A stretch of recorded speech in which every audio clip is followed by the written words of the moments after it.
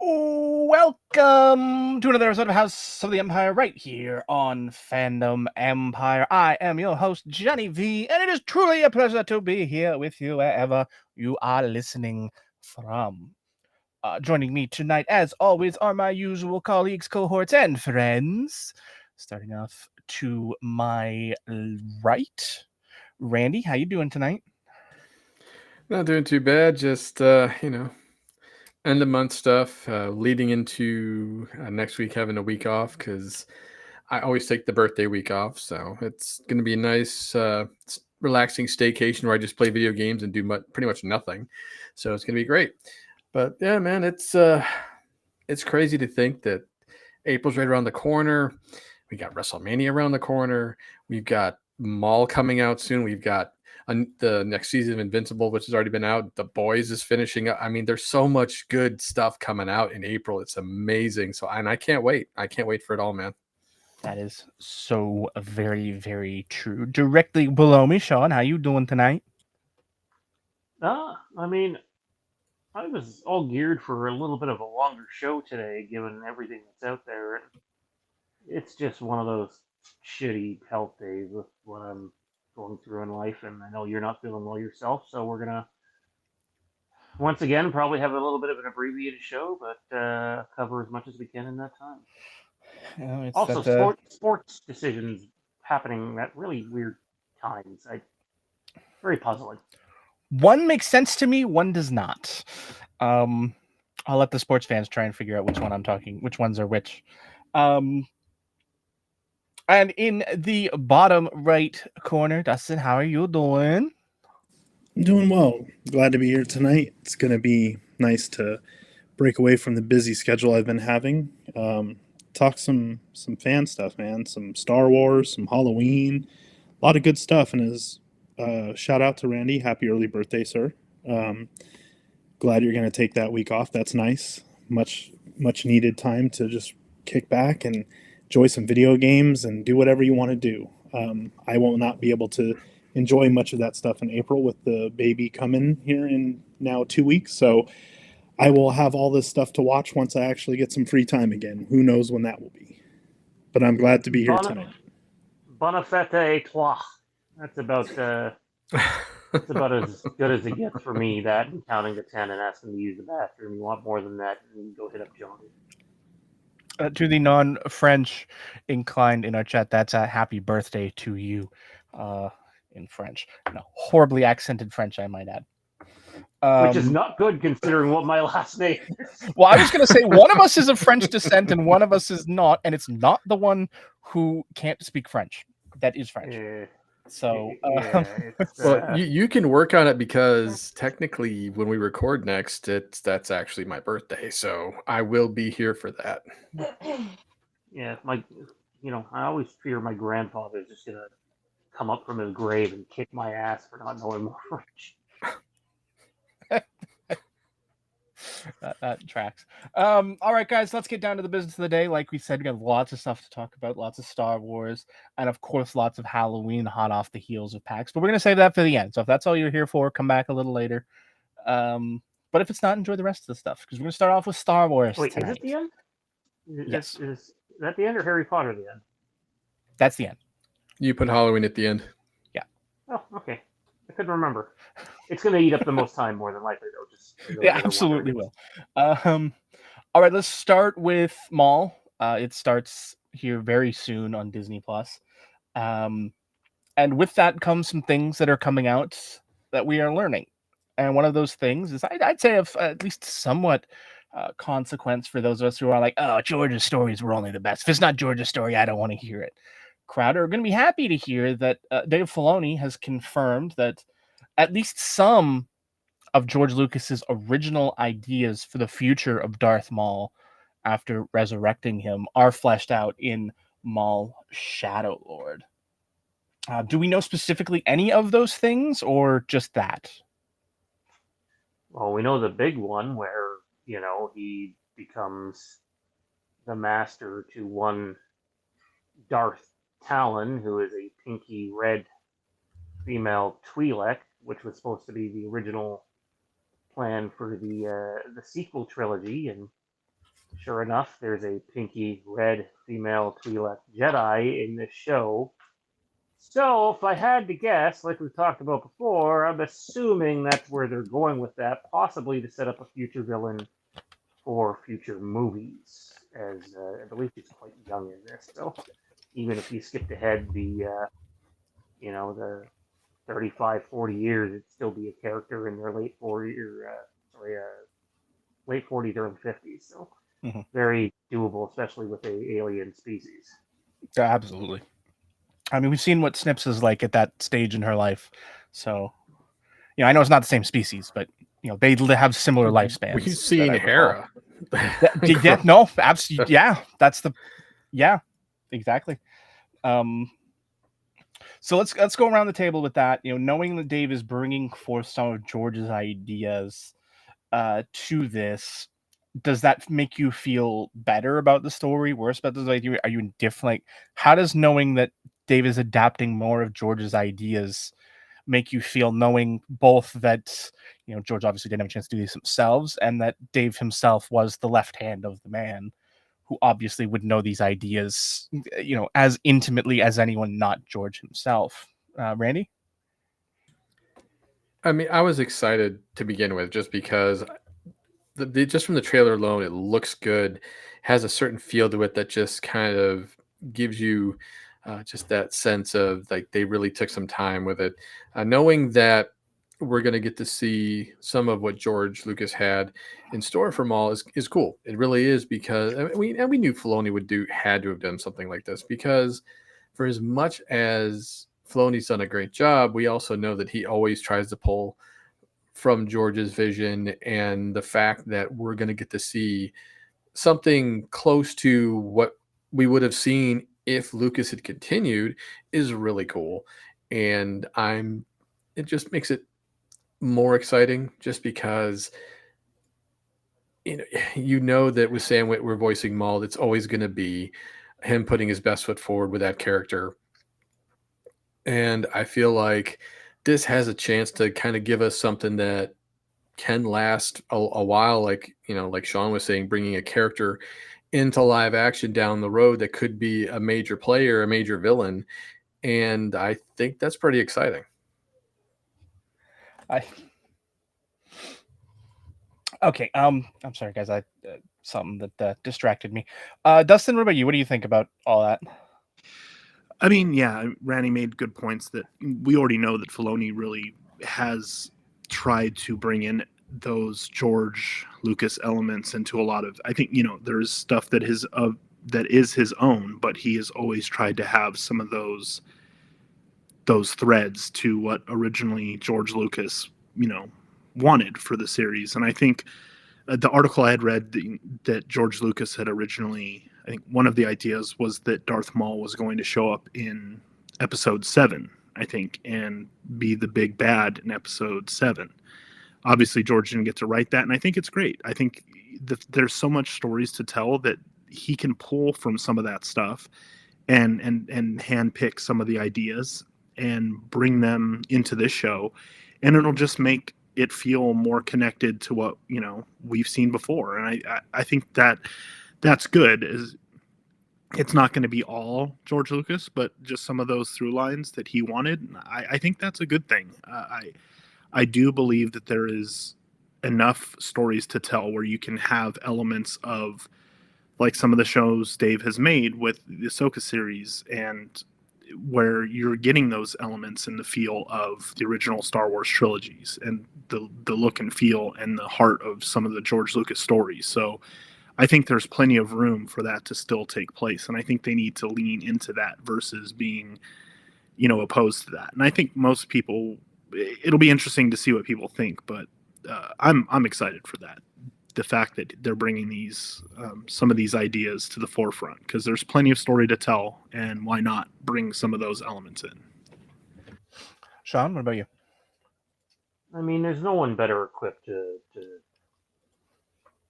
do George Lucas's ideas or have a take on George Lucas's ideas than Dave Filoni. And make no mistake, anyone who knows anything about Dave Filoni and George Lucas, it's not like he's sitting there going, "Oh, I'm just gonna now use his ideas." there was a phone call made, or an in-person meeting made. He would never, even in his current position as co-head of Lucasfilm, do this without talking to George first. That's just kind of the relationship that they have. And I have all the confidence in the world in this show. This show has given me no reason to doubt it whatsoever. So until I see something that I don't like or see episodes that I don't like, I'm not saying it's going to be the greatest show ever, but everything we've seen so far is either solid or really good. And, I think we're in for a treat next week. Yeah, I couldn't really agree more with anything you guys have stated. Dave has always been the nerd in the room as far as Star Wars goes. Listen to the stories we've heard about different times and look at his reaction to being wrong, about canon events in rooms like that. Look no further than the stories of from the Clone Wars where he was reminded that Padme had met Shmi, leading into a scene that he'd written where Anakin was telling her about her for the first time as if they didn't know each other. And hearing stories like that, they remind you of just how not just of a creative guy, how big of a nerd he is for the material, which is important. And I think Sean's absolutely right in saying that he's not doing these stories without the the nod from George, to go forth and do it. So, I don't want to say that he's signed off and given his approval, but it reassures me at least to assume that he has in some ways sort of, collaborated in some form of fashion on this. And, like Sean said, with the trailers and everything, it looks amazing. It looks great. The styling looks good. So I don't want to say I'm excited for it, but I'm not unexcited, and I look forward to it more than I would have for just another, Star Wars animated series. Yeah, I think Randy go ahead. had brought up a good point that Sam Witwer is such a key factor into this because he knows so much about that stuff too, the lore, so much of that character. He knows Star Wars, and you see him on trivia and stuff, and he has an understanding of this character, of these worlds, of this time that I think. It was just a given they were going to go to him, but I think it just, when you start putting the pieces together, that you're going to get something that's at least authentic. So yeah, I think it's going to be great. He's another important piece to the puzzle. Absolutely. I think he's very much sort of in the, I don't want to say he's in like the Hayden Christensen and that if the story's not good, he's not going to come back for it type of role. But yeah, he fits right in there with the Dave Filoni nerd category. Like the story I alluded to earlier was him. So, it bodes well knowing he's back for it. But that does certainly allow us to segue into the next, which is, of course, telling you what we plan to do in regards to that series. And obviously, it will be the focal point of the show for the next month and a week that it is on tap for. We will be providing content for that. And obviously, we can't say specifically timings and everything like that because we don't know the release. We know the release dates, but we don't know the release times. A lot's going to depend on what the times are for release. If it comes out like in the daily update for Disney Plus at like 3:00 in the morning, at midnight Pacific, then we'll be safe in our time slot and continue as regular. But if it's a 9:00 Eastern release, like most other shows, then we'll obviously be pushing back the live recording to go after we've had a chance to watch the episode. So we'll probably be closer to 10 instead of 9 on a regular basis heading forward. And obviously it will be the focal point of the shows. Barring any like huge earth-shattering news elsewhere that would force us to change the docket, the plan going forward is to have the full roundtable. Obviously, Dustin will be off doing daddy things, so he won't be around for those. But the plan is to have the full panel, myself, Randy, Sean, and Zach, for at least that portion of it for all the weeks. Zach will be continuing, at least right now, be continuing in his every other week, but I will be there for every week, at least for the mall portions of the show. Is there anything else that I didn't hit on for that? Anything I missed?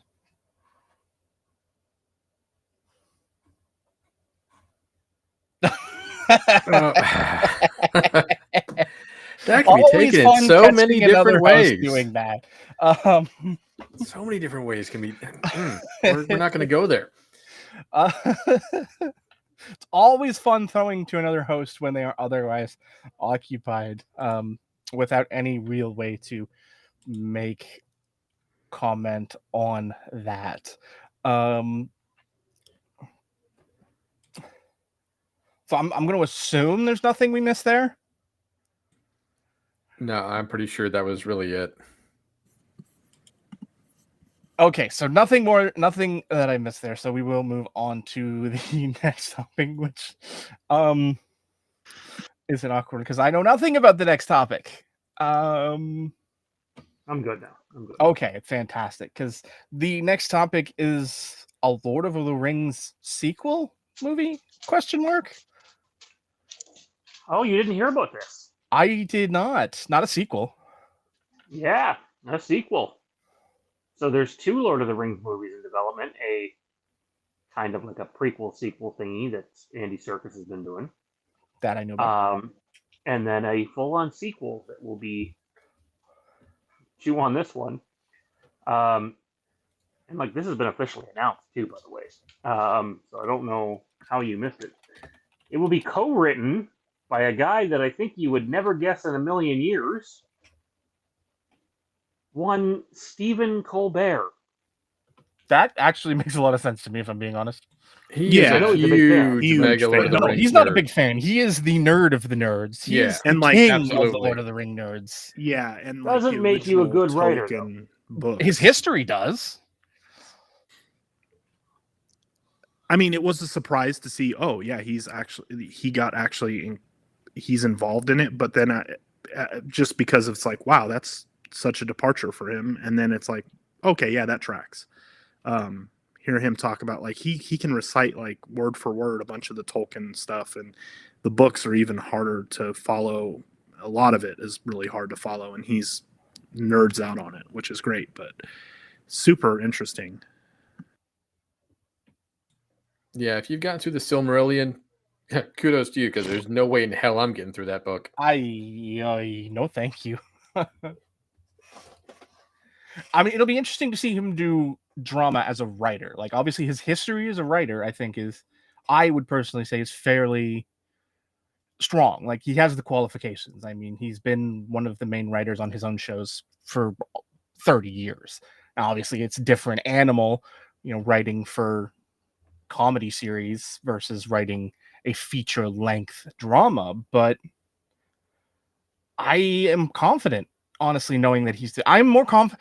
I on its face, and this is sort of a dichotomy, I am more confident in him today than I was in the Halloween trilogy with Danny McBride going into this. So, hopefully, same end result that I'm happy with. But that being said, I'm also terrified.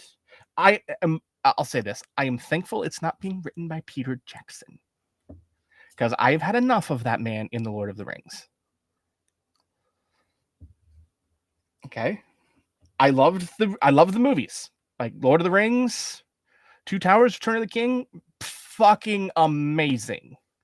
The bullshit he put out for The Hobbit, terrible, awful, horrible, no good, bad, disgusting. Okay, so a couple of things here. I didn't mind The Hobbit. I actually like those movies. You got to remember that I've never read a Lord of the Rings related book in my life. So when I watched those movies, I want to say I watched 3 of them on consecutive nights. And then Lord of the Rings, told the story on air before. I've only seen one time, and I was super sick with the flu. And it's one of those things where like you can't sleep.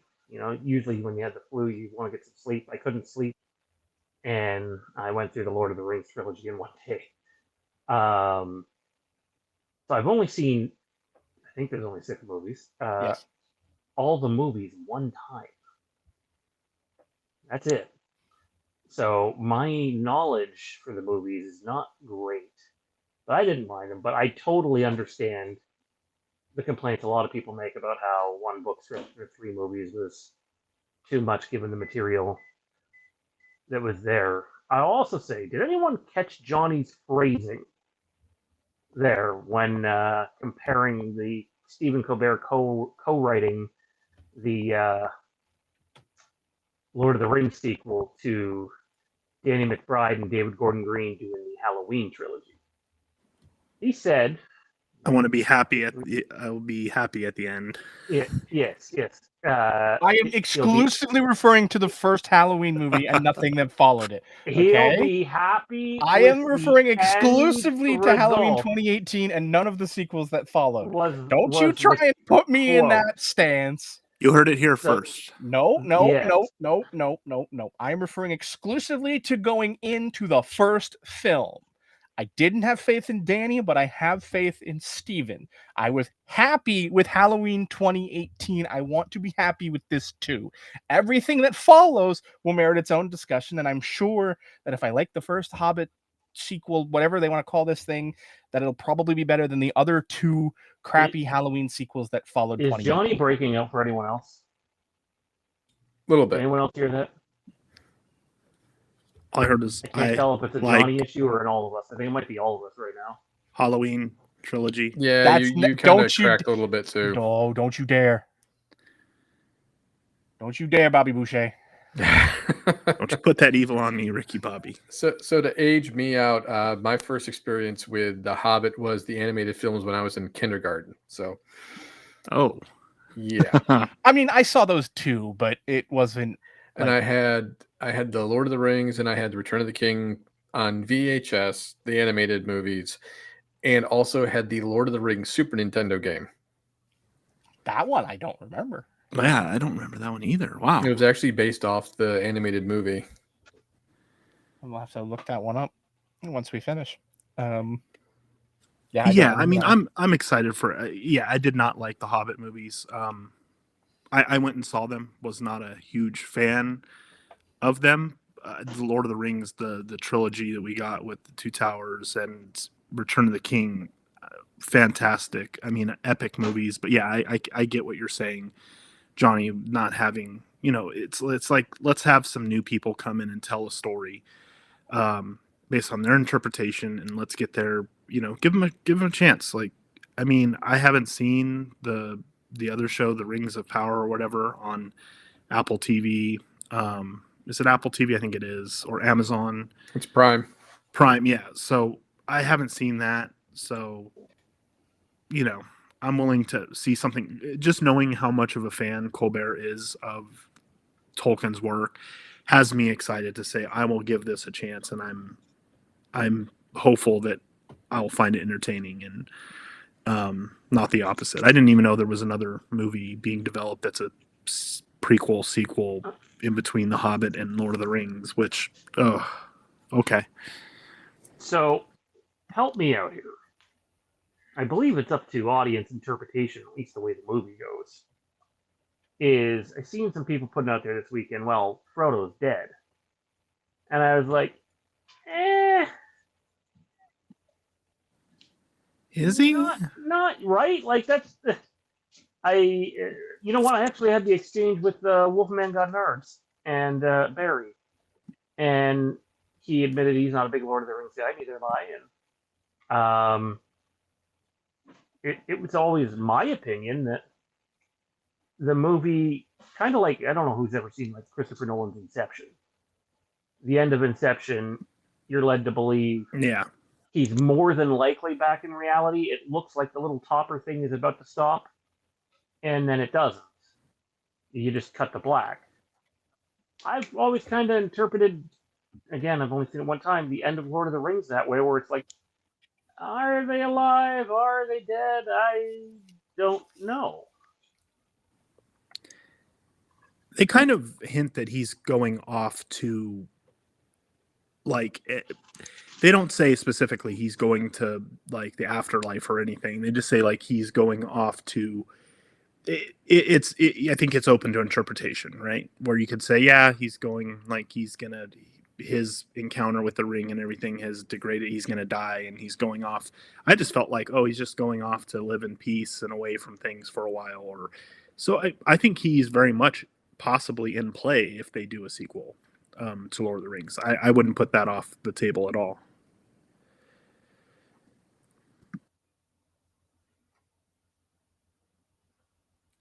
Well, we don't know specifically. Like from things we do know from Tolkien in short stories and what have you afterwards, we know that he sails to the Undying Lands with Gandalf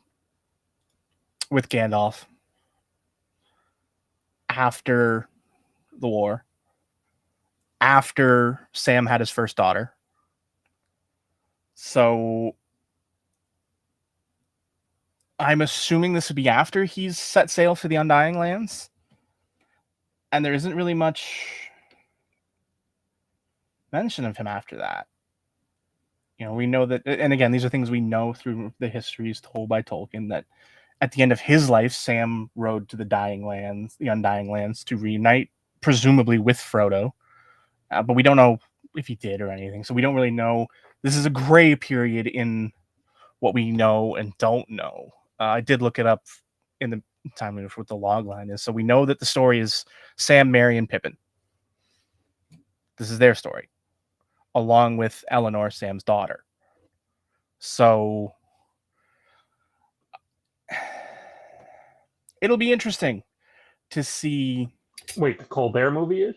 Yes.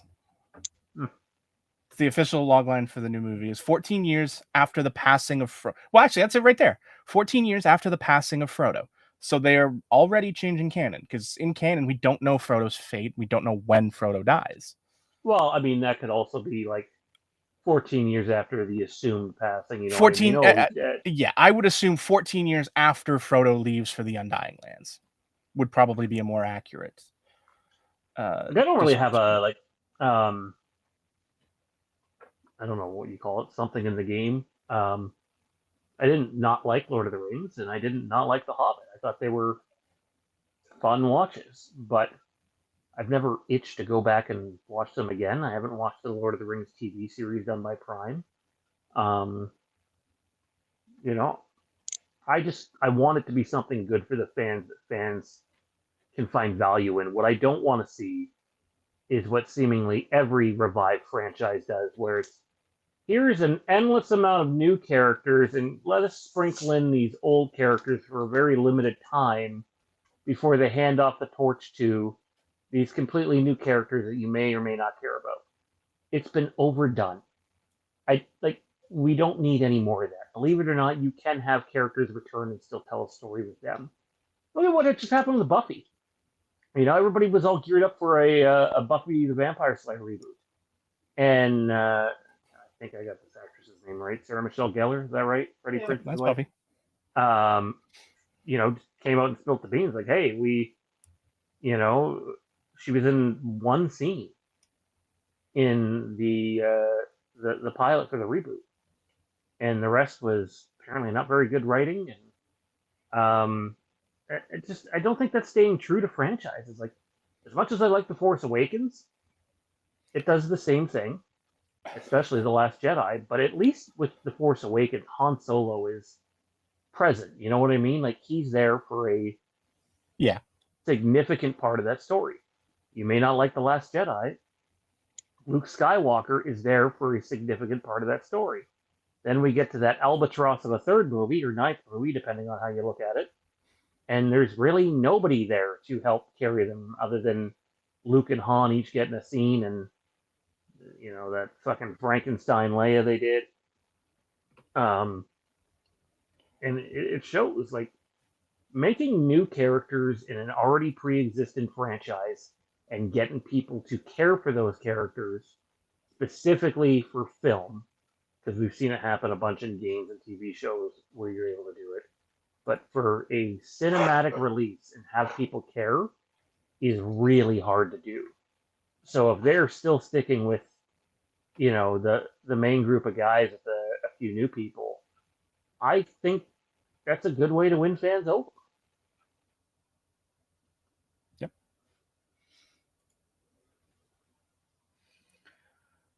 All right. Unless anybody has anything they want to add to this, we're good to move on. No, I'm good.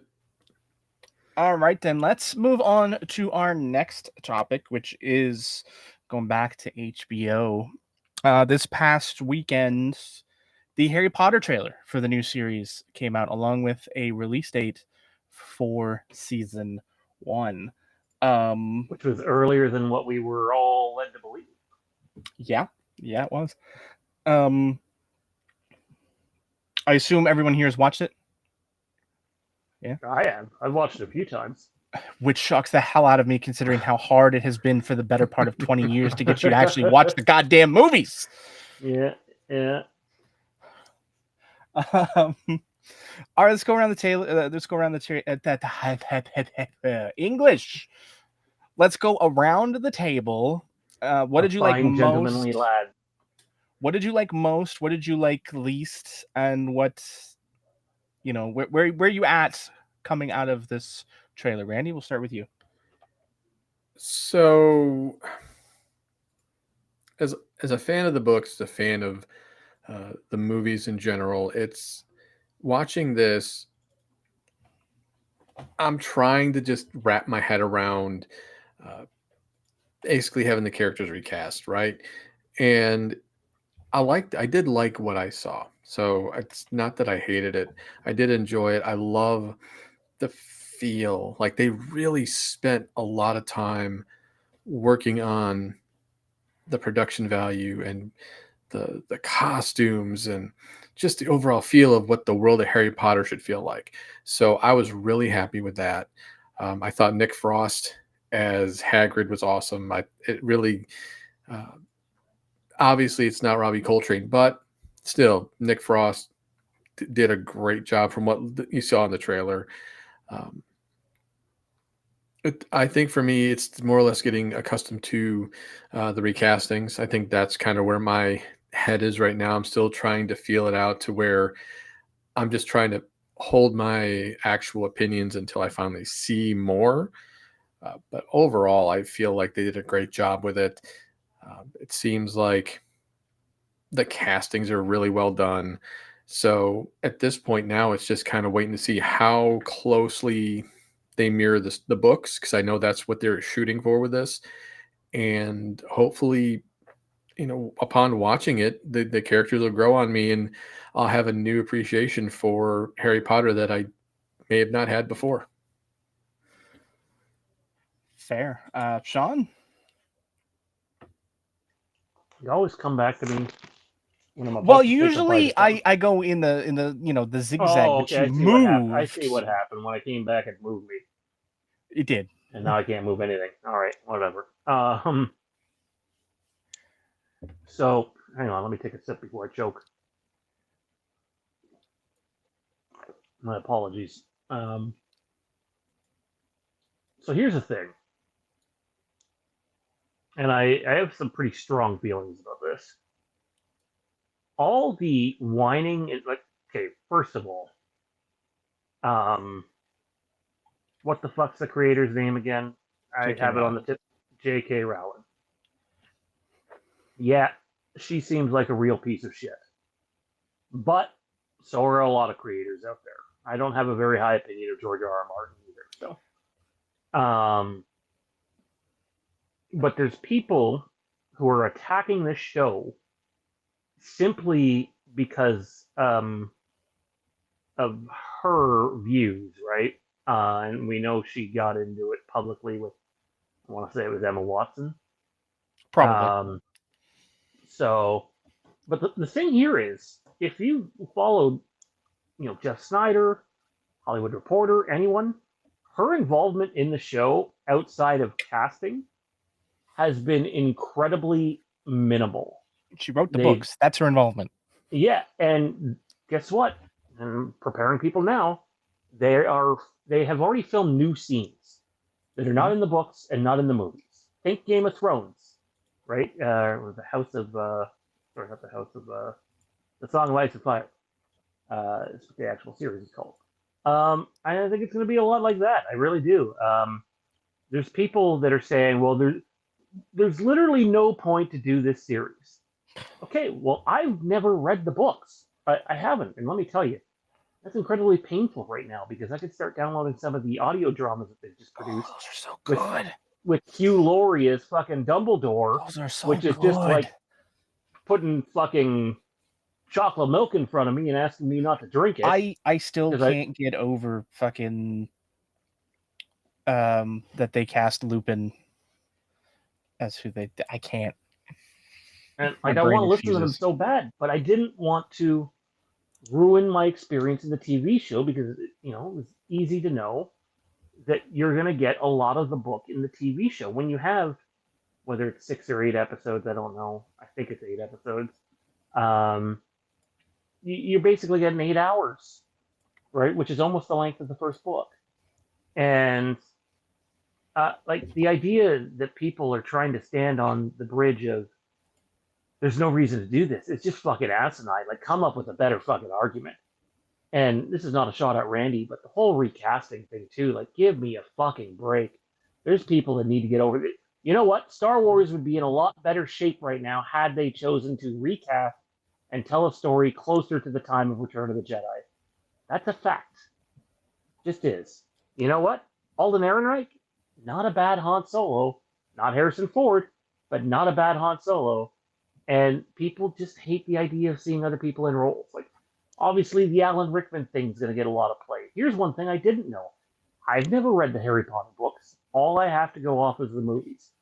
I didn't know that a lot of the characters in the movies were not age appropriate for Not what even they are in the books. remotely. I had no idea. So, like, I'm seeing some of the trailer and I'm going, well, some of these people look a lot different. And I don't just mean their skin color people, but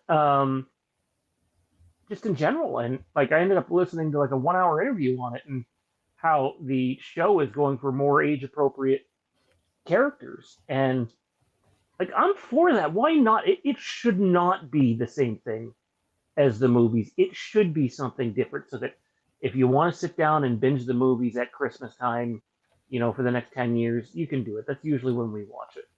But if you want to have a slightly, and you can tell it has that HBO feel to it, it has that HBO color grading to it, something a little more mature, maybe directed towards a older audience. Um, Go the HBO route. The if so, here's what I'm not for. Someone said to me, "We are remaking the original trilogy, even though they're not. I mean, there are books of them, but they didn't start off with books as movies." I would not be for that at all. I think that would be albatross. But if someone said we're going to retell the original Star Wars trilogy or the original Star Wars 6 movies in a TV series that spans, 6 seasons or whatever, I would be open to that because it's a different type of storytelling. And, I know I'm spending a lot of time bitching about what people are putting out there, but I gotta be honest, I thought it looked fan-fucking-tastic. And I'm somebody that refused to watch Harry Potter for over a quarter of a century.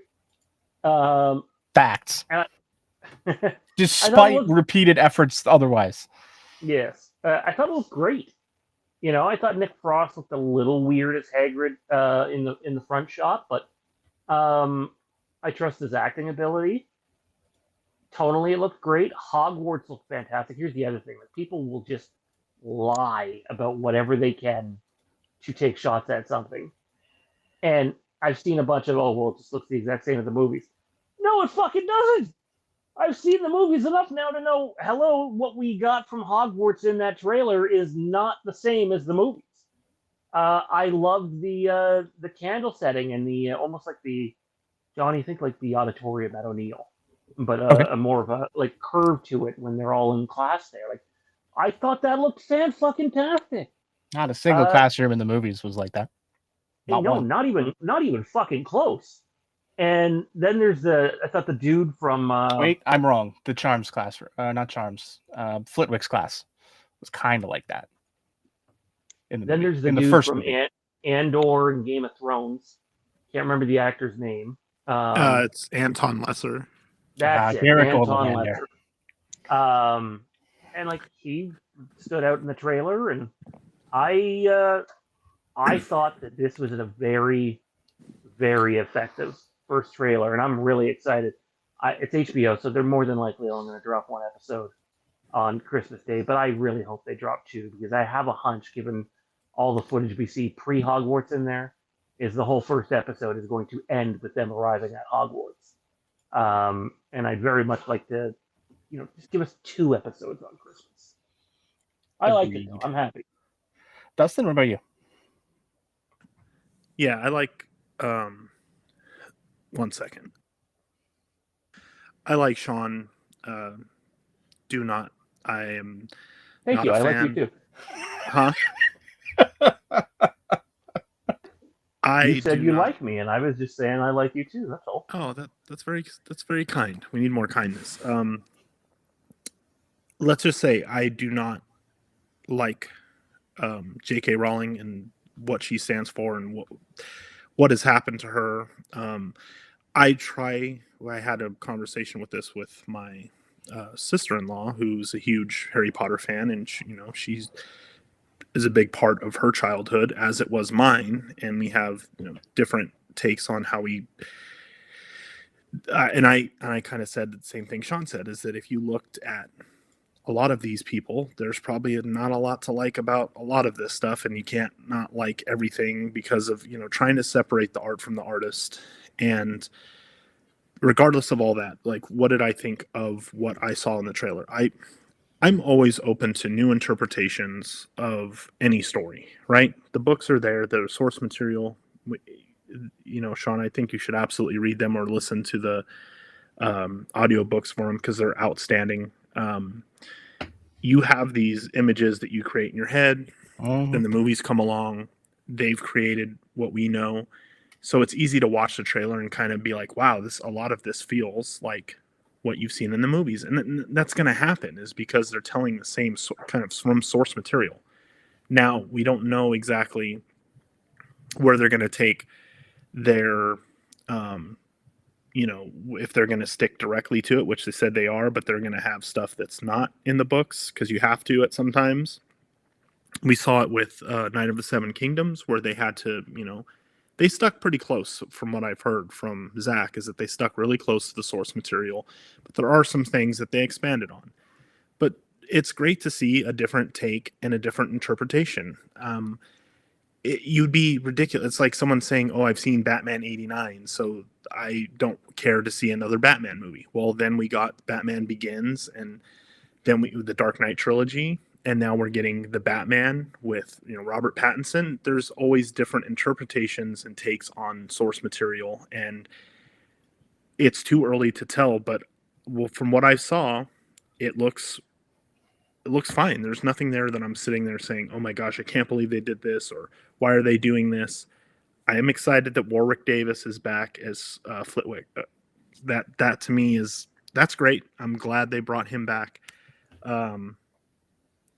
So I liked what I saw, and I'm willing to give it a chance and seeing how they differ from what we've gotten from the books and from the movies, and letting it be its own thing. And I really appreciate Daniel Radcliffe came out and said, like, I'm not going to say a word. I don't want these kids to be held to a certain standard, like comparing them to me. I want them to do their own thing. And I think he gets it. Like, there's different interpretations of these characters, and people can create new material from what has been put out. And some of that's going to be like what we've seen in the movies. Some is going to be very different, and that's okay. So I am going to give it a chance because I love the Harry Potter series, the source material, the books, the movies, for the most part. So I'm all for seeing something different and giving them the opportunity to win me over, or we watch it and say, okay, that wasn't needed, or it wasn't great. But yeah, I think people saying they shouldn't have it, or there's no need to have this, is just ridiculous, because there's always going to be different takes on characters and stories. So I'm all for it. I'm not saying HBO's never had a dud, because they have. But there is no one else I would trust to do a TV series more than HBO.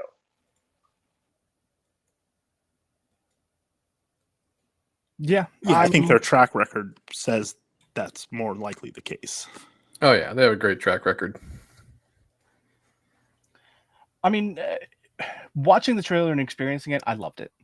You know, I loved the look. You know, finally getting to sort of see the Golden Trio in action. I like that. I liked that even in the trailer, which sounds ridiculous. I think in the trailer we saw more of Harry's life as a Muggle than we did in the movies, which is sad, but I loved it. I love the idea of seeing, you know, Dudley and his friends and how that works, so that when you see them in later films, it has more of an impact. You actually know who these characters are. Like, I think that is a huge benefit. I will admit, looking at it and seeing the castings, that this is going to sound horrible, but Dudley and Vernon look too good. Like, they are meant to be like the worst of human. Like, you know, they're meant to be bad people, and yet they just look like normal people. I don't, you know, like, it's just, again, this is one of those, you know, you come up with these images in your mind and the way they're described, and, you know, Dudley and Vernon are overindulgent humans. They should be fat. Like, that's just the way their characters were. They should be fat.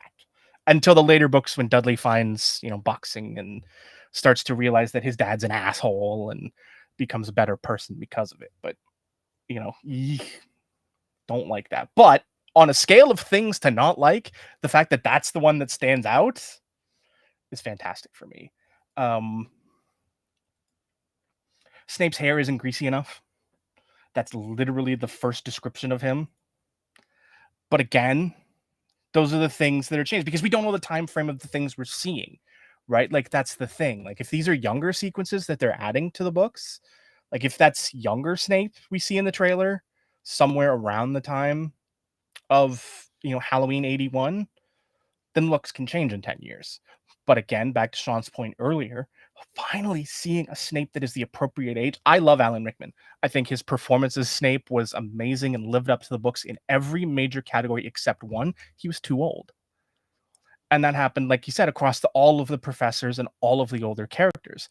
Because Lily and James Potter, 21 years old when they died. 21. Snape would be 31, 32 at the start of the first book, depending on when his birthday is, because we never knew that.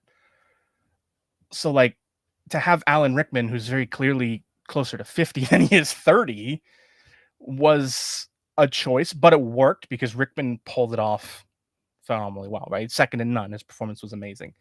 My biggest concerns are to come, you know, things to see. I like seeing the look of the castle. Like, the castle is the big one. You can feel the magic in the castle, which is, I think, to me personally important, because if I'm being honest, the castle in the movies was very sort of you know, like when you read the books, the castle is a character in and of itself, you know, and the way it interacts, the way it moves, the way it does things, you know, like the castle has a mind and is to a degree sentient, right? Like the moving hallways of the staircases, you know, that's more than just magic. That's the castle making sure you get where you need to go and doing the things you need to do. And you hear that in later books, you know, like with the castle pranking Umbitch in her book, you know, like the castle physically pranks her. It's not the twins, it's not anything, it's the castle doing it. So, like, I like that. I like the respect to the castle. I like seeing the classrooms. I like all of that stuff. But I loved seeing that just little glimpse of Quidditch that we got. You know, seeing Harry in the Quidditch robe, I love that because it's a sign of things to come. You know, seeing the Nimbus 2000 and how he got it. And like that brief little moment in the trailer, I thought was fantastic because it came in a box, which it didn't in the movie. It just showed up wrapped in paper, which made no fucking sense. But, you know, it's the little things. I'm excited for that. You know, the big challenges are to come in future story elements. I don't like this all of a sudden, we're not going to be doing every year thing. I don't like that we haven't finished scripts for year 2 yet. Those concern me a great deal because I don't want this to end up like the movies. I don't want a 20-year-old Harry Potter in the 7th book. I don't want that. I don't want that at all. But I think they've worked far enough ahead. It sounds they like they're still haven't almost finished done the year scripts. 2. I think we'll be fine for that one. I honestly do. I think it's as things get more CG heavy, just like unfortunately, it's the way of things now. Look at that studio that just got shut down that House of the Dragon used, and a lot of the Marvel movies used. Um, it's almost unavoidable now. It seems like, which is frustrating. But I think the first couple seasons will be pretty close to about a year apart, and then after that, I don't think we're gonna get any promises. Well, and I understand Johnny's concern because, as an example, look at the Percy Jackson series, where from season 1 to season 2, that kid shot up. I mean, holy shit, he grew up fast. And it's from season 1 to season 2. It's amazing. And obviously, we were very fortunate with the movies that they grew up, but it wasn't but so fast. Whereas hopefully we will have the same effect here, but you can always touch things up with little CG to de-age them a little bit if you had to. Not that you really want to. But Johnny, I know you're talking about just how the castle was, but I'm excited for what we get to see with the ghosts, considering how much of a role they played in the books. Hashtag justice for Peeves. I can't wait because Peeves is pretty much everywhere in every single book. So it's going to be great when we actually get to finally see him and his shenanigans. Yeah, absolutely. He is the one thing that, like, the fact he wasn't in the movies is a travesty to me. Like, I can forgive certain characters not being in the books because they're, relatively small characters and their subplots aren't very important. Like, I'll say this as a specific name. If you've read the books, you'll understand. I'm not mad Penelope Clearwater wasn't in the movies, but I am mad that Peeves the Poltergeist wasn't. Like, I'm going to be perfectly honest. If you'd have given me Peeves and not Nearly Headless Nick, I'd be less pissed than I am that we got Nearly Headless Nick and not Peeves. Because, like, the Headless Hunt wasn't particularly important to the story. But Peeves, hugely important to the story. And let's remember who else wasn't in the movies? The Bloody Baron. Could you have a character that was more important in the 7th book that's not there than the Bloody Baron? So having the ghosts be prominent in their ways, in what they're supposed to be, I'm all for that. I'm happy for that specifically. If we get an opportunity to see Professor Binns, I may cream my jorts, okay? Because, like, the character's meaningless, but it's one of those, like, I want to see it. So, I'm excited for it. Halloween can't come. Halloween. I'm thinking of the actual event's prominence in the franchise, so I think Halloween might have actually been a good date for the first episode. But I digress. Christmas can't come soon enough. We'll definitely have more to talk about this as we go forward and, discuss the things we like and don't like as we get more trailers, things like that, and the characters we love. And I'm just, the one thing I'm going to go ahead and say, though, from the pictures and the trailers is that I hate how many Professor McGonagall is giving me Rita Skeeter vibes. Like, that bugs me in a way I wasn't expecting. Like, I was looking at pictures while we were doing this, and I'm like, why does she look like Rita? But I digress. We'll get to it as we get to it. So let's move forth, and get to what is our final topic of the show. Of course, as we discussed in previous weeks, it was PAX weekend last weekend, and boy, did Halloween come out with a vengeance. We knew the panel was going to exist. We knew they were going to go for the Guinness record. We knew there was going to be videos and trailers and demos for people to play. We knew all of those things going in. But what we did not expect was the effort that was going to be put into the extras and the ephemeras and their stage that they built. They built the facade of the Myers house there. which was, I personally, far more than I ever would have expected to see going into this. I said this in the group chat when Sean sent the little video picture on Friday, that I would expect this from a 4A studio, not from this. So we got all of that, and I don't think we're going to talk about it very much. They did achieve their Guinness World Record. They did achieve the most Michael Myers in one space for that. So kudos to them and everyone who participated in that. Although, we'll admit some of those masks are hardly masks, but it's the effort that counts. So I'm happy for them and all of them that did that. But let's get down to the things that we knew were going to happen, that we expected. I don't think we really know much specifically from the panel, but we did get a video. Not just any video. It's a 7-minute long sort of breakdown on the multiplayer. We didn't get anything from the single player. So if you're here for just that, I'm sorry, we didn't get anything. And we probably won't get a whole lot of that as we lead into it, because they're going to want to try and keep as much of the story under their vest as they can. So we're not going to get as much details about the single player as you would hope. That's just, I'm sorry, that's a fact you need to prepare yourself for. We'll get glimpses, we'll get ideas, we'll get an understanding of what it's supposed to be, but inherent total specifics, I don't think we're going to get until much closer when, people start getting hands-on copies and things of that nature.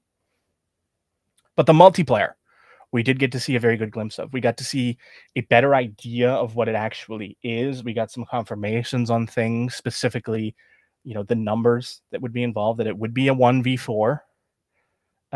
We got better ideas into how the locals would play into it. We got to see some locations that we hadn't specifically get to see before, an idea of how the gameplay works on both sides, the Michael side and the Survivor side. So we're going to, again, we're going to do this again. We're going to go around the table. We'll give everyone a chance to sort of bring up something from the trailer that they would like to discuss. And then we'll just, we'll go to Randy. He'll bring up his topic. Then we'll go around, and then Sean, and then so on and so forth as we talk about this. So, Brandy, what do you want to? What got you the most that you want to talk about coming out of this trailer? Well, I mean, in general, the whole thing was, I really enjoyed the video and the breakdowns, and I think the big thing for me was that everything that was good from previous games, they've brought into it. That the fact that seems like they learned from a lot from Friday the 13th. And well, I don't know how much they learned from Texas Chainsaw Massacre, only just to not make it boring as fuck. But it feels like they're, as much as a lot of the abilities for Michael Myers, like they actually gave you a downside to like using his shift ability. Unlike in Friday the 13th, you get to see Jason got to do whatever he wanted. It didn't really, there was no downside to what he did for the most part. Obviously getting it right of, you can't kill the boogeyman, like just little things that are going to make the game more tense. That things that you can't just, screw around with. Like if you played Friday the 13th, eventually people got to the point where they just messed around and did everything they could to try to kill Jason rather than escape. Whereas here, you can't do that to Michael Myers, which is perfect. But other than that, it's like certain aspects of it, like right down to cutting power, to other characters coming in. I was excited that, you get to be Loomis, basically similar to say Tommy Jarvis in Friday the 13th. Like I loved that aspect of it, that we're going to get to see that. And I know a lot of Loomis fans are probably real happy that we're going to get to play as him at some point. Yeah, you got to die, but that's just how it works. But ultimately, it just looks like everything that was good in Friday the 13th, they tried to improve upon it with this, and I hope, and they've got time to just refine it even further. So really hoping that that's what we get. Dustin, what about you? What was your sort of one thing, since Randy just, you topic the little things. So, we'll kind of go on that as we go around. But Dustin, what about you? I like what they showed. There were a few things that stood out to me. One was, I think that will be really fun. Again, we just saw the multiplayer aspects of it, but embodying Michael. I mean, we're in Jason in the Friday the 13th game. You're kind of just that force, and you're just like kind of you I wouldn't say there's a strategy. It's just Jason is just a force of nature. He's just going to go in, break through everything, and try to find people. With this, I feel like you're really going to get to mess with people and use some of the abilities to create some like interesting jump scares, or like, you know, in the thing trailer they show. Uh, I think he goes in through one door and they shuts the door, and then he comes right through another door right after that. So I think those moments are going to be really cool. I did say it did look a little. I know they have some time. It looked a little rough in places, like some of the NPCs run, or the player characters running around looked a little stiff and kind of strange. But I mean, other than that, it looked fantastic. The set design. So um, I'm not sure if I'm excited for this. I want to see more.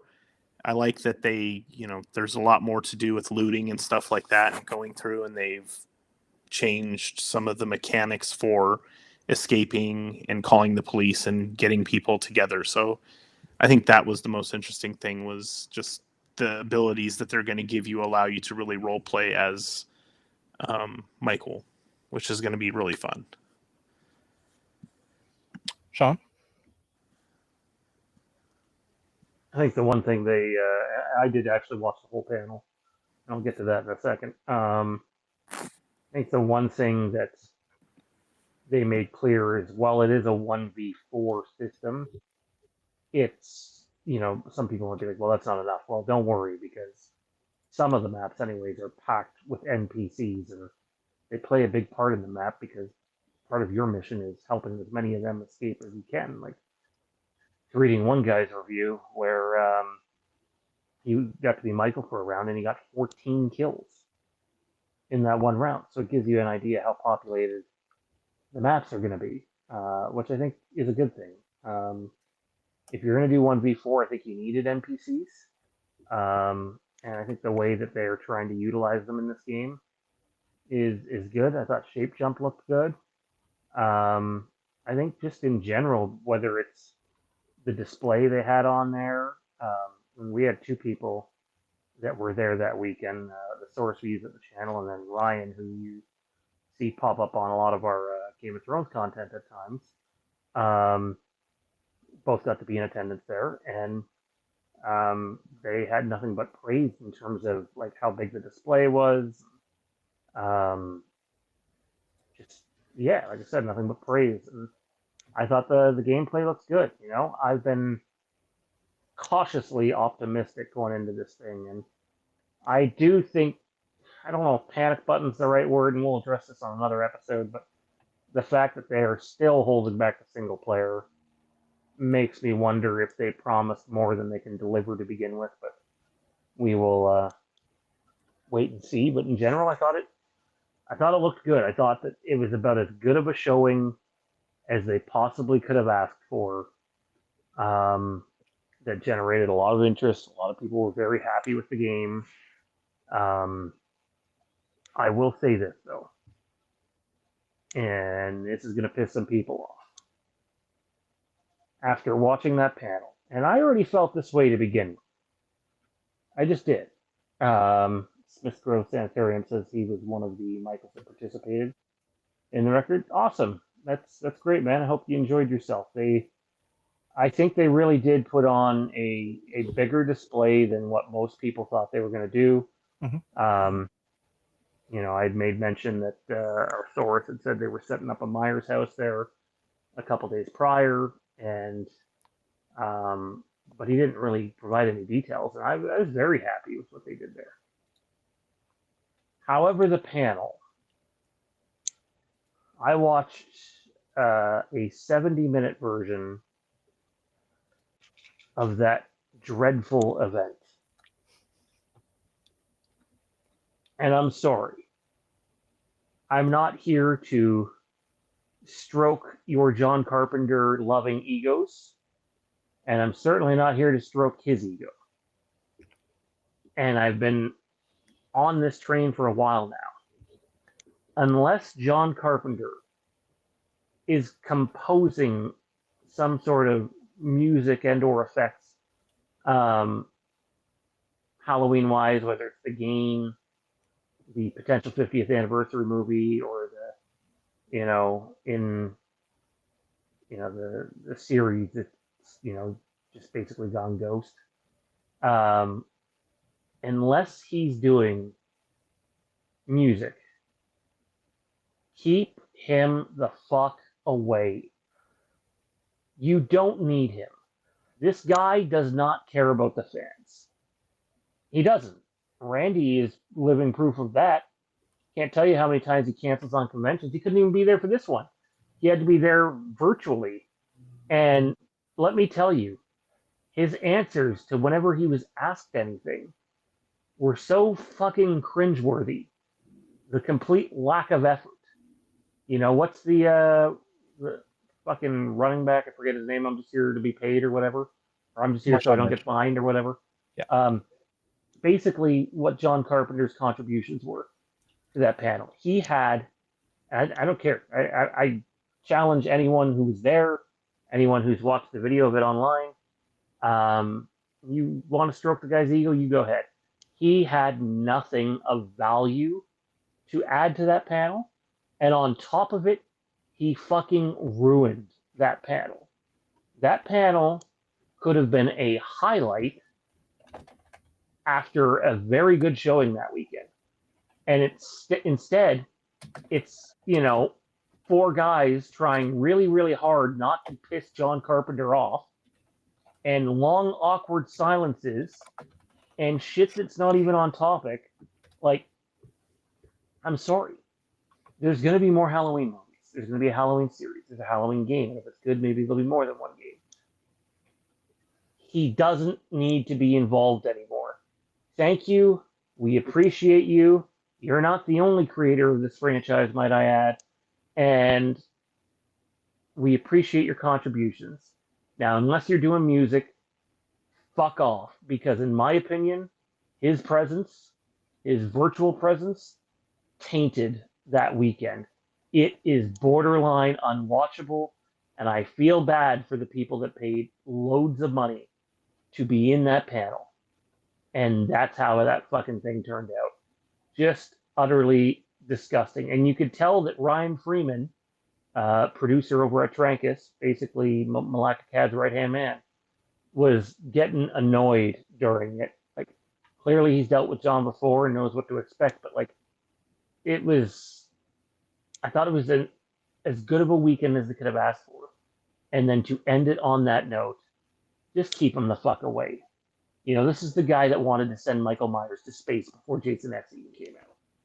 So, it's time. Do some music or fucking shut up and get out. Yeah, I mean, it's unfortunate, as that becomes more and more true. For me, I think the thing that I liked and enjoyed the most coming out of the 7-minute video that they deep dive, I don't want to say deep dive, but they dove into the multiplayer on, was I was concerned with how they were going to handle interactions with the NPCs. Because that was something that I was concerned about, knowing that was one of the premises of the multiplayer, right? Convince people that Michael was coming and try and, work together to stop him. I liked the way it kind of took you have to rally everyone together to stop Michael. Like, you can't just, if one person gets lucky and knocks Michael unconscious, that's it. It looks even like if all 4 players get together and put Michael down, that's not it. But if you add in, NPCs and the police force and things like that, that you can put Michael down to arrest him and end the round, which I like. I like that it forces you to do that instead of, like Sean said, just having a bunch of people work around to stop Jason and get him down and that be the end of the round, basically. Here, you can't do that. I like that idea. Because I'll admit, when they first showed that and, and Michael did the poof, and that was it, like, it made me wonder, so, like, is there no end game condition besides escaping? Because, like, I like that. I like the escape as an end game condition because it makes sense. But I also like that ability that in Friday the 13th, you could work together. You could find the sweater, you could find the head and all of those things, and you could put Michael down and you could put Jason down and end the round. But you had to work together to do it. But then they showed us the way to do that with the NPCs, and I'm okay with that. It makes sense that that's how you do it. But I was afraid of how you were going to interact with them. I was afraid it was going to be like a binary, you say the right thing and they do it, and you can figure out the pattern of NPCs very easily, but they don't. They took an approach that I wasn't expecting, and that is, if you've never played the game Helldivers, they have taken that approach to it in the additions and things like that. You can call in your airstrikes and things like that. And Helldivers using that same sort of thing, which was a button prompt command that you would have to put in a specific order. I like that because it is something that does allow for errors. That you can make mistakes, you can screw it up, and how that will affect the game, I don't know. But I like that plays a factor into it, that it's not just, you pick option A, B, or C in a conversation and that's all there is to it. You actually have to manually be the reason things are successful or failure. I like that. I was afraid it would be the opposite. So that is reassuring to me as someone watching. I liked seeing how they did the shape-shifting Myers moving thing. I was, again, when they first announced that, I was a little concerned for it because it isn't something that, lends itself well to Michael, but seeing it in action, I like the way it worked. I'll admit watching him kind of warp through doors was a little iffy for me, but it's not,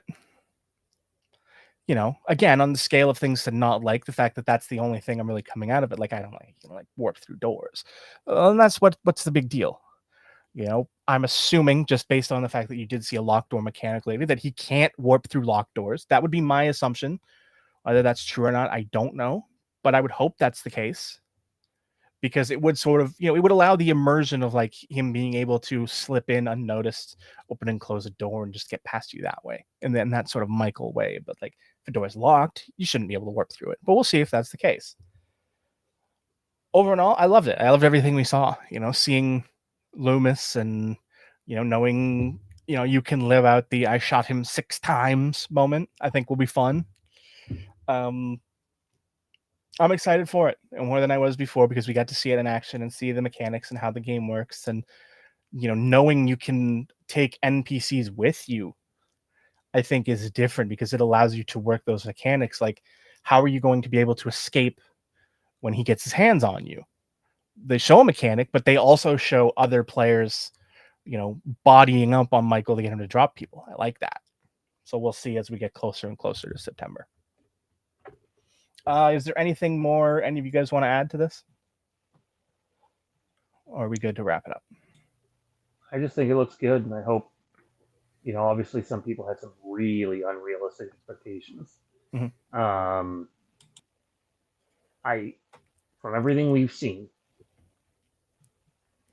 I think people should be happy with what they got. Yeah. I mean, for one, I can't speak for anyone else. Like, am I hopeful there's a very strong, great single player element to this like they've promised? Yes. But will I be just as satisfied with a purely well thought out, well developed, well employed multiplayer gameplay? Yeah, because that's the one that I'm going to play most. The single player, I'll play it through once, and that'll probably be it. But the multiplayer, that's where the money is.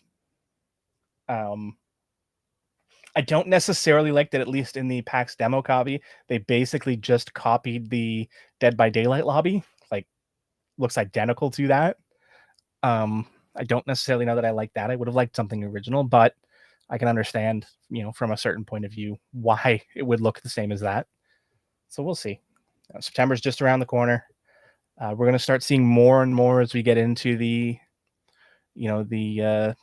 not just PAX, but other gaming conventions over the summer, ahead of seeing this thing for real in just a few short months, really. I mean, we're only, April, May, June, July, so 6 months away from this game. Actually, less than that. So, and that's something we will be streaming here on the channel. Not just me, but like, we'll probably be doing some of our shows where it's just us playing on there and then discussing some things too as we play. Also, if you're not going to be in a party chat, the one feature I don't think we talked about is I like the proximity chat. I like that you can't just. It's all about how they're going to employ it. Yeah, I guess is what I'll say. Yeah, I like the idea of it. but it all again comes down to execution. Some games have great procs chat, other games have terrible procs chat. So I think I'm that's just gonna go around screaming "Evil dies tonight." Oh That's God. everyone. I'm gonna If you be do the that- asshole, Michael. If you do that in a lobby, I will just start saying he's over here. You're right. You're gonna get outed so quick. You can have him. I'll be the I don't Michael want him. taunting everybody. Cat Also, and mouse games will definitely be played as Michael. That's for sure. I was kind of laughing when the Loomis part. I was like, "Oh hell yeah, Loomis with just a cannon." All right, let's go. And then I heard his voice, the voice actor, and was like, "Why can we?" Like, okay, it's fine. I gotta like you said, Sean, set the expectations. But I was kind of like, ah man, I'm just gonna be doing my own Loomis interpretation of his. Honestly, And I hope we thought can it get sounded a way little bit better of. than. What was It that? sounded way better. I thought it sounded way better than the little preview they put out months ago. And it is the guy from Halloween 2018 and Halloween Kills doing the voice. Really, it's him. Yes, I believe sir. he confirmed that himself a couple weeks ago. Did Michael Yeah. kill again? So I'm excited for that. I really hope Maybe I Loomis shot is him Canadian. 6 times. is Maybe an he was born in actual- Canada. What do you got against Canadians? Again. I really hope if you empty a clip into Michael, the next person you talk to, you hit them with the "I shot him 6 times" voice line.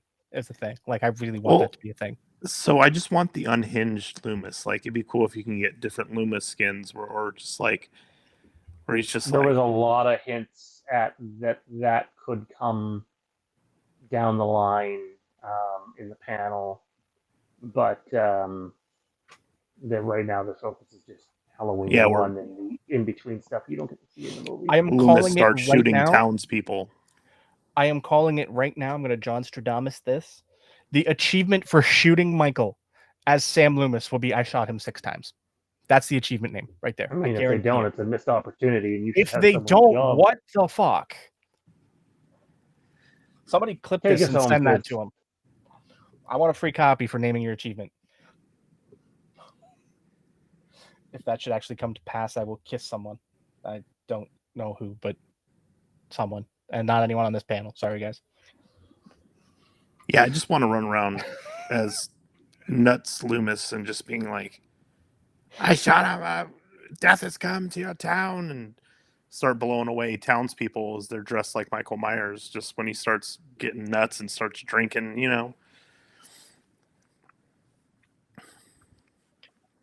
Well, we shall see. It's definitely a topic we will be talking a lot about as we get closer and closer to September. So, unless anyone has anything they would like to add, I think it's time we take this ship home for the evening. Take it away. So then, for all of us here at Fandom Empire, all of us here on this panel, we want to take a minute to thank all you guys for watching this, of course. We also want to take a moment to thank all of our patrons over at patreon.com/fandomempire. We appreciate each and every one of you guys. Like Sean has said, we are working very hard to get back to putting content out over on that platform. We're ironing out ideas now on the back end to get back to that now. So, Randy, where can everybody find you? So over on X at Giggity Giles, and for anybody who enjoys the lighter side of sports, just people drinking, bullshitting, and just having a lot of fun, you can Google Sports and Brew to find our home at Podbean. Obviously, with March Madness in full effect and the Final Four basically getting down to that, we should be recording soon. And yeah, it should be a lot of fun. Dustin, where can everybody find you? Johnny, I will not steal your catchphrase tonight. I promise. I appreciate that. You're welcome. I will be here, obviously tonight. And, yes, and I will be here next week for my last show for a little bit. So we'll be able to have Randy's birthday stream, and after that, I'll probably be showing up here and there as I can, as life allows me to. But it was great being here with you guys tonight, and a lot of great topics. And Sean? You can find me here, there. Oh, wait. goddamn you! Got him. Next Monday, reviewing the first 2 episodes of Maul, and let me tell you, I come up with a clever scoring system for that one. Oh, That's God. very, very fitting of the Bring back the Gungans just for particular Johnny. character. I was really hoping that since we managed to go an entire season of A Night of the Seven Kingdoms without some ridiculous scoring system, that maybe, just maybe, we were going to use normal numbers going forward. Boy, how wrong was I? You know, I will say this for people that are wondering kind of what direction the channel's going this year. A lot of it's going to be review based stuff, but like we are really busy. Like we're about to enter 5 weeks of Maul, followed shortly after by Spider-Man Brand New Day. Then you have Halloween that launches in September, which we'll be doing stuff with frequently. Crystal Lake, which I believe is going to be an October release, but I'm not positive on that. You have Avengers Doomsday coming out. And on top of that, you also now have the Harry Potter series. And I didn't even mention House of the Dragon Season 3. And you also didn't mention Mandalorian and Grogu. Oh, right, that thing. But wait, there's more. So Thank you, Ron Popeil. We got our hands full, but I'm happy that it kind of dictates which way we're going, and I'm looking forward to it and having everybody here. And yeah, Agreed. I am excited for all of that. And now that 2K has figured out they kind of fucked up a little bit with the ringside pass system, now that I've got everything unlocked, I'll finally be able to start a GM mode over on Twitch. Now that I've unlocked all of the characters going through that battle pass, which wasn't as hard as I thought it would be, but it was still a bigger pain in the ass than I wanted it to be. So now that they did the thing they did today, and I was able to finish all 13 of the stages I didn't have done yet just by turning on my game. Happy day. We'll be able to get on there this weekend and start the GM mode finally. So yeah, looking forward to that over on twitch.tv/bros above all pros. Yeah. So that will bid us adieu for this evening. So we say good night, good luck, good dreams, wonderful evenings, all that other fun stuff that we can say here. So from all of us here at the channel and who's not here tonight, we say good night,